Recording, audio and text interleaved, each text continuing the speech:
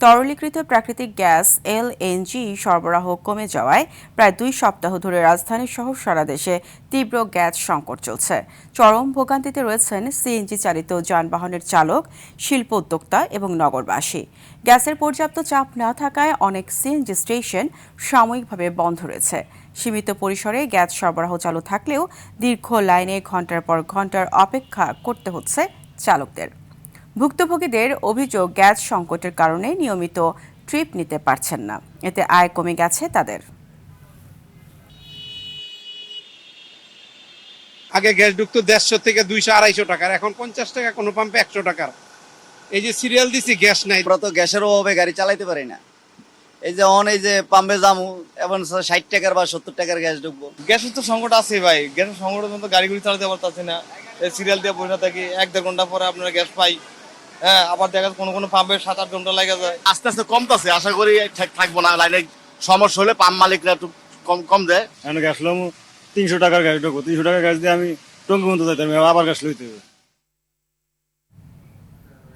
দর্শক, আশুলিয়া থেকে গ্যাস সংকটের সর্বশেষ খবর জানাতে সরাসরি যুক্ত হচ্ছেন সহকর্মী ওমর ফারুক।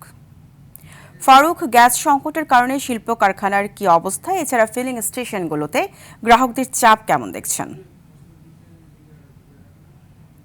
পারিয়া, আপনাকে ধন্যবাদ। দীর্ঘ গ্যাস সংকটে শিল্পাঞ্চল আসলে একেবারে বলতে গেলে অচল হয়ে পড়েছে। শিল্পাঞ্চল আশুলিয়া যে সকল পোশাক কারখানাগুলো রয়েছে, সে সকল পোশাক কারখানা উৎপাদন মারাত্মকভাবে ব্যাহত হচ্ছে। বেশিরভাগ কারখানাগুলোতে উৎপাদন বন্ধ রয়েছে, এমনটাই জানিয়েছেন কারখানা কর্তৃপক্ষ।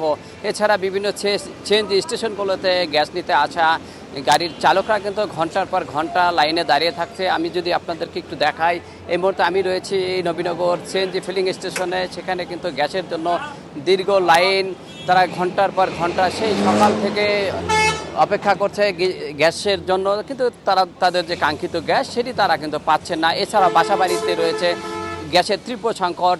এখানে লক্ষ লক্ষ শ্রমিকের বসবাস, তারা কিন্তু তাদের যে সময় মতো গ্যাস না পাওয়ার কারণে তারা রান্নাবান্না করতে পারছে না, তাদের যে খাবার দাবারে মারাত্মক ব্যাহত হচ্ছে, এমনটাই জানিয়েছেন শিল্প কারখানার যে কর্মরত শ্রমিকরা।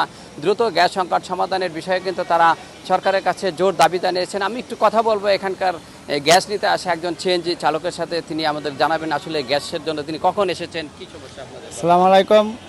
আমি আসছি এখানে দুপুর 2টার থেকে নিয়ে এই পর্যন্ত আমি নজলের সামনে আসছি, তবে গ্যাস যতটুক পাওয়ার ততটুকটা পাই না। আমার সিলিন্ডারের ভিতরে গ্যাস ঢোকে 1100 টাকার, এখানে গ্যাস পাই 500-550 টাকার।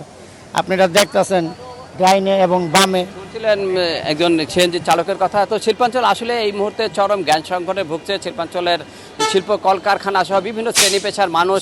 তো শিল্পাঞ্চল আসলে দ্রুত সময়ের মধ্যে গ্যাস সরবরাহ করবে, এমনটাই জানিয়েছেন তিতাস গ্যাসের কর্তৃপক্ষ। তারা যেমনটা জানিয়েছেন কালকের দিন পর কিছুটা গ্যাসের উন্নতি হবে এবং 10 দিন পরে আরও উন্নত হবে, এমনটাই জানিয়েছেন গ্যাস কর্তৃপক্ষ। তো শিল্পাঞ্চল আসলে থেকে আমার কাছে এই ছিল সর্বশেষ। পারিয়া, আপনাকে ধন্যবাদ।